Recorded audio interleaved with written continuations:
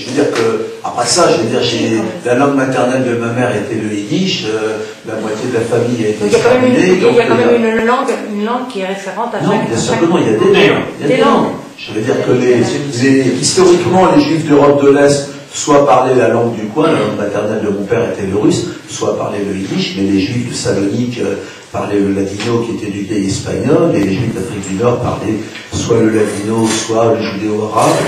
Donc il y a des langues, il y a des peuples, voilà. Et il y a une communauté de destin liée à la religion. Le gouvernement actuel revendique l'État juif. Voilà.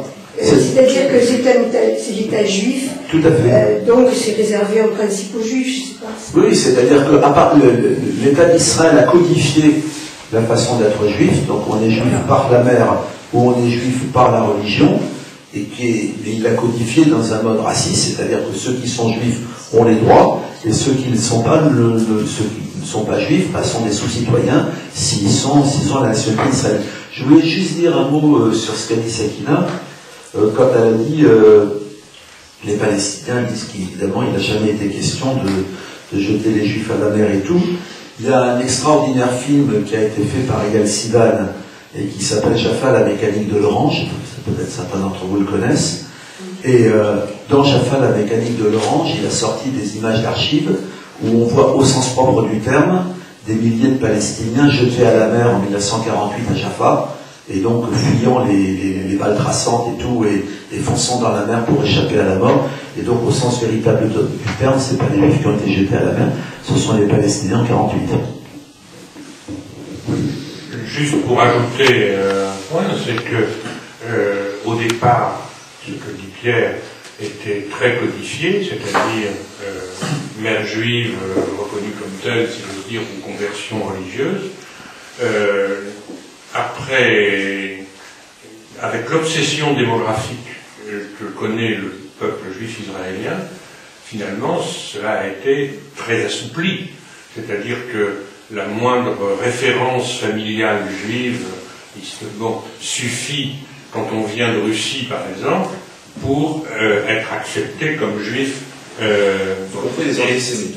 Et donc, Varjavski raconte cette histoire d'une ministre travailliste qui, prenant son poste, dit, après un religieux qui était responsable jusque-là de la question, et qui avait une certaine un côté un peu strict sur cette question-là, elle, en milieu universitaire, vient dire tout ça c'est fini, nous allons être beaucoup plus accueillants, nous allons pouvoir accueillir beaucoup plus de gens. Et un universitaire copain de Varjavski lui a dit: vous êtes extraordinaire, vous avez résolu une question qui depuis des siècles divise les juifs dans des discussions éternelles, à savoir qui est juif. Et votre réponse, elle est claire, c'est celui qui est juif, c'est celui qui n'est pas arabe. Parce que finalement, d'où que viennent les Européens, ou éventuellement d'ailleurs les Maghrébins, ou les Asiatiques, ou maintenant les Péruviens, l'important, c'est qu'effectivement, ils ne fassent pas partie de la population arabe. Donc c'est réellement une dérive assez dramatique, mais c'est le cas. Comme j'ai le micro, j'en profite, parce que j'ai toujours peur à une certaine heure que des gens s'en aillent, donc je voulais juste dire,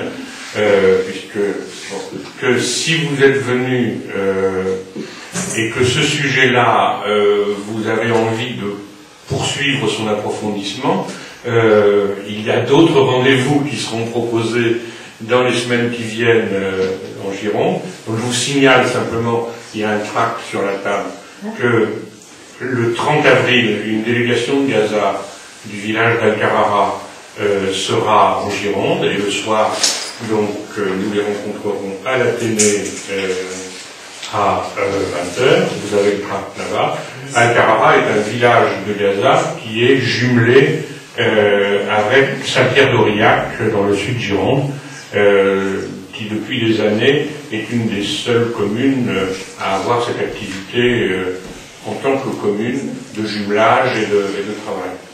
Et le 10 mai, il y aura la venue d'un paysan Fayez de Tulkarem. Tulkarem est cette ville de Cisjordanie qui est entourée, pratiquement totalement encerclée par la construction du mur. Et Fayez est un dirigeant agricole, enfin du syndicat agricole. Il viendra parler de la situation de ce point de vue-là. Ce sera à la maison cantonale à 20h aussi, je pense. 19h30, pardon. Donc, 19h30, Fayez à la maison cantonale. Et dernière information, mais là je n'ai pas encore le lieu, nous aurons la visite d'un Canadien le 24 mai.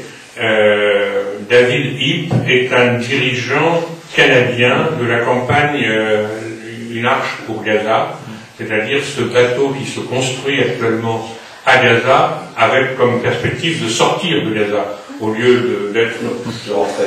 Et donc David, qui est un linguiste canadien de l'Université de l'Ontario, David a été dans la flottille pour Gaza, il était sur le bateau international, il a été bloqué en Grèce, il est reparti ensuite avec le Tahrir et s'est retrouvé en prison en Israël, puis expulsé, et David devrait être là le 24 mai à Bordeaux. Mais ça, c'est pour vous dire que le sujet n'est pas terminé.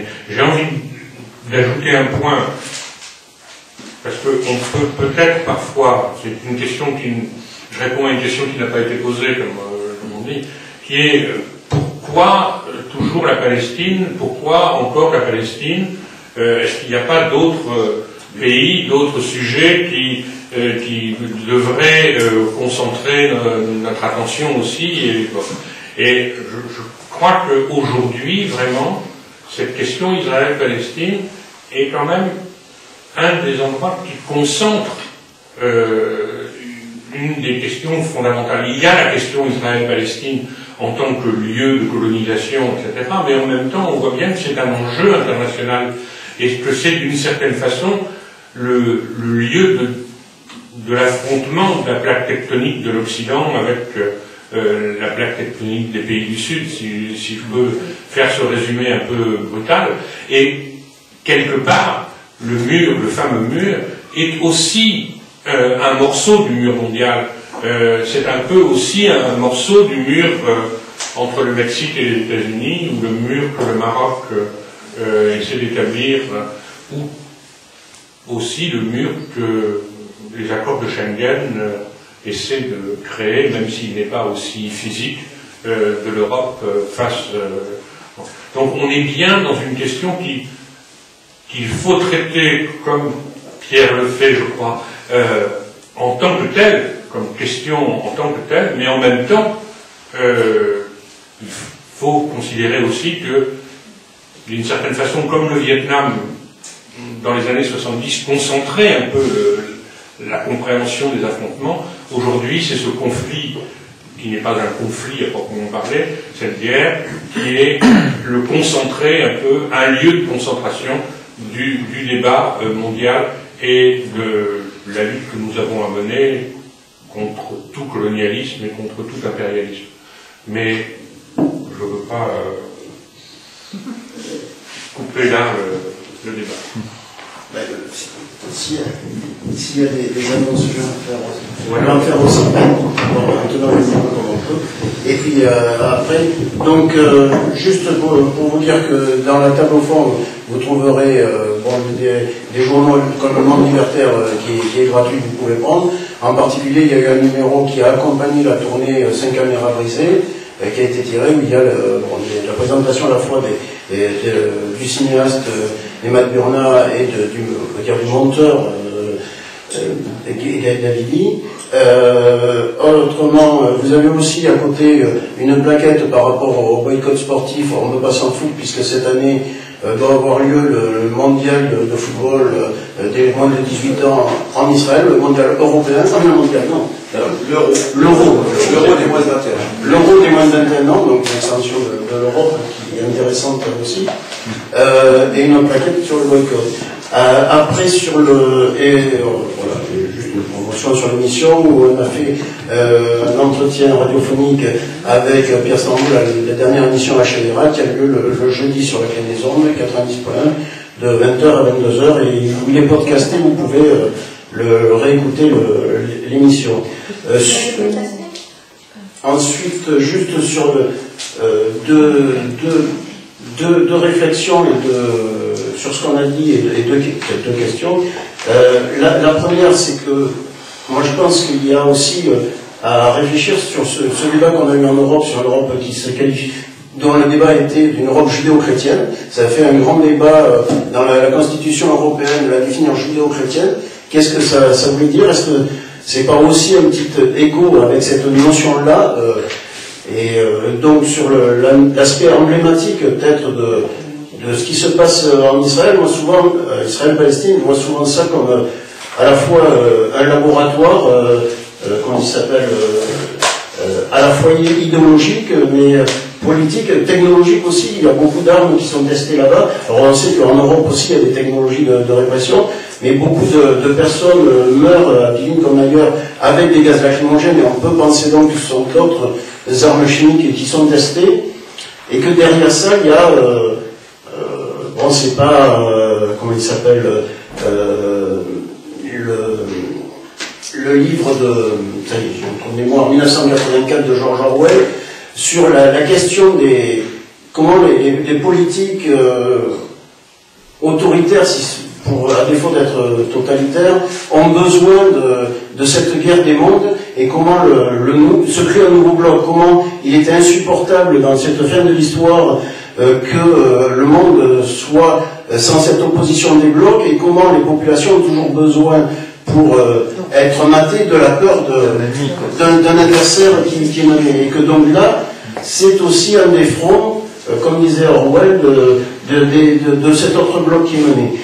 Et justement dans cette deux petites questions que je voudrais te poser qui me semble faire un peu écho à ce qui se passe peut-être ailleurs, c'est la question de la croissance de la dimension religieuse orthodoxe juive en Israël. Bon, j'avais vu un reportage avec ces rues, ces trottoirs, trottoirs pour les hommes, trottoirs pour les femmes, etc. Qu'est-ce qu'on peut dire de cette croissance-là? Est-ce qu'elle est proportionnelle? Bon, on a eu nous aussi ici des prières de rue catholiques il n'y a pas longtemps, pendant les mois qui ont précédé, qui ont été massives. Est-ce que c'est un élément d'aggravation de la situation ou pas? On ne sait rien. Et puis le deuxième point, peut-être plus anecdotique, c'est est-ce que tu peux nous dire quelque chose de la situation de Montpellier, où on a eu, Georges Frêche n'est plus maire aujourd'hui, mais ça a été un des premiers à parler des Cisjordanais et des Gazaouis, en entérinant ce morcellement de l'immigration, entre autres, des Palestiniens. Et aujourd'hui, j'ai entendu, je sais plus si c'est le maire, Hélène Mondrou, la maire de la RS, qui a invité les Juifs à ne pas de Montpellier, ne pas défendre leur pays. Voilà.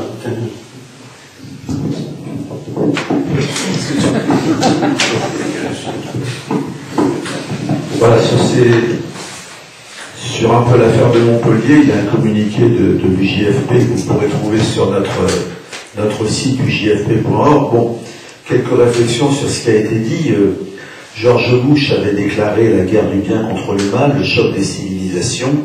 Il ne fait pas de doute que l'élève modèle de cette idée, de cette fracturation du monde, ce sont les dirigeants israéliens aujourd'hui. C'est-à-dire que quelque part, c'est un des effets du sionisme qui n'était pas immédiat il y a un siècle, mais qui maintenant est devenu complètement, ça a été de ficher un morceau d'Europe et d'Occident à l'intérieur du Proche-Orient, de blanchir quelque part les Juifs. Et je crois que cette réalité-là, il faut bien la voir aujourd'hui. Les Israéliens se considèrent comme des Occidentaux, comme des Européens, et pour les États-Unis, et pour l'Europe en général, tenir le Proche-Orient, c'est tenir les deux bouts, c'est-à-dire Israël et les monarchies du Golfe, et d'une certaine façon, la certaine indépendance que les dirigeants sionistes peuvent avoir vis-à-vis des dirigeants américains tient au fait qu'ils sont absolument indispensables à cette conception et ce partage du monde. Sur la question religieuse, encore une fois, le conflit n'est pas religieux au départ. jusqu'à 1967, les religieux juifs ne se préoccupaient pas de la question de la colonisation. Ils n'ont pas combattu ni en 48 ni en 67. Et ce qui se passe en 67 est quelque part terrible. Ce sont les travaillistes au pouvoir qui ont pris la décision de coloniser, qui n'ont pas le personnel pour le faire, et qui vont aller chercher le seul groupe qui a fait le lien entre sionisme et religion, qui étaient les disciples du rabbin Kook. Le rabbin Kook était un rabbin d'origine lituanienne qui est mort dans les années 30, et qui était la seule partie des religieux à l'époque qui était sioniste. Les autres étaient même carrément anti-sionistes, ou en tout cas indifférents à la question de la colonisation. Donc le sionisme religieux naît de façon massive en 1967, et dès le moment où on va donner des millions de shekels à des intégristes pour qu'ils partent coloniser, va se créer, avec en même temps cette espèce de foi qui est d'ailleurs assez bien racontée dans le dernier livre de Shlomo Sand, comment la conquête de la Cisjordanie brusquement a produit une espèce de messianisme perverti et tout. C'est créé en l'espace d'une dizaine d'années ce que Yaakov Rapkin appelle le courant national religieux. Donc cette synthèse entre religion et sionisme, aujourd'hui le courant national religieux représente depuis des années entre 20 et 25% de la société israélienne. Alors c'est sûr que ces gens-là progressent petit à petit vers l'intégrisme pur, parce qu'ils ont de plus en plus de pouvoir. C'est-à-dire que depuis très très longtemps, ils sont au gouvernement, ils ont obtenu des financements relativement illimités de leurs écoles religieuses, ils ont imposé à l'intérieur du rabbinat les pires conceptions racistes. C'est-à-dire que quand on regarde le racisme tel qu'il s'exprime sur les médias en Israël, il y a un racisme tout à fait laïque qui existe. On voit des manifestations dans les rues à Tel Aviv, Israël est pour les Juifs, le Soudan pour les Soudanais, des choses comme ça. Les pires manifestations racistes aujourd'hui, ce sont des dirigeants religieux décomplexés, comme le grand rabbin Rosen qui avait dit que les Palestiniens sont des Amalécites, et la Torah autorise qu'on les tue, eux, leurs femmes, leurs enfants, leurs troupeaux. Ou le grand rabbin de Sfat qui avait expliqué que dans la Torah, il était écrit qu'il ne fallait pas louer un appartement à des Arabes. Bon, ce racisme décomplexé, il représente une certaine radicalisation de la religion qui du coup s'autorise à exiger des bus séparés, un antiféminisme de plus en plus forcené, mais voilà, dans la synthèse qui a eu lieu entre colonialisme et religion, il y avait eu un article de Gadi Al-Ghazi sur ce qui se passe dans les colonies. La colonie de Modin-Illit, qui est juste en face de Bilin, donc qui est celle qui est décrite dans le film 5 caméras brisées, il y a une importante population intégriste. Les femmes, donc juives, tête rasée avec les perruques et tout, acceptent de travailler 70 heures par semaine dans une informatique de pointe pour les composants électroniques et tout. C'est-à-dire qu'on a un mélange du pire intégrisme archaïque masséiste avec la société de start-up qui est devenue Israël. Et quelque part, il y a ça qu'on dit. Sur la mairesse de Montpellier, qui donc a en gros dit que féliciter les Juifs de défendre leur pays, sous-entendu leur pays c'est Israël, donc on considère évidemment que c'est une déclaration antisémite. Il y a hélas la plupart des élus français aujourd'hui, c'est la folie, quoi. C'est la folie. Je veux dire que Delanoë, il a inauguré des allées Ben Gurion, des décorations et tout. Shimon Peres vient en France et les autorités acceptent qu'on élimine tous les Arabes et tous les Noirs dans les trains pour le recevoir. Enfin, on est dans un aplatissement fou. Je suis à Marseille, donc en ce moment, et dès que je rentre, j'ai participé aux dernières manifs, il y a la semaine de l'excellence israélienne dans le cadre de Marseille, capitale de la culture. Le consulat a payé 40 artistes israéliens leur voyage et leur séjour, et donc du coup la moindre manifestation qu'il y a dans Marseille, capitale de la culture, avec l'appui des autorités, il y a le logo israélien. Donc on est dans une espèce de complicité de folie au niveau des élus, quel que soit leur parti, en tout cas pour les deux partis dominants, PS et UMP. À Marseille par exemple, quand il y a eu le plan Dursi, le CRIF a appelé à manifester pour Israël, et tous les élus PS et UMP sont descendus dans la rue aux côtés de l'armée israélienne. Donc, on sait ça. En même temps, je répondrai que l'opinion publique n'en est pas là.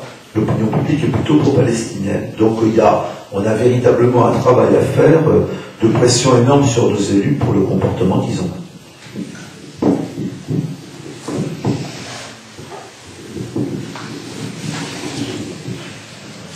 Donc il faut savoir terminer une réunion, et surtout, plutôt que, il vaut mieux finir les réunions que les grèves souvent. Il y a un livre dans cette étagère. Voilà, si vous avez des problèmes pour caler un meuble ou pour... non, sérieux, donc le livre est à votre disposition. Pierre est prêt à vous le dédicacer. Vous avez,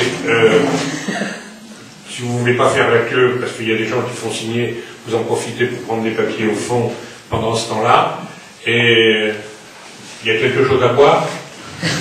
Alors on doit pouvoir boire en attendant. Merci au cercle Jean Barbet, à la librairie du Muguet, à Michel et à Pierre d'être venu.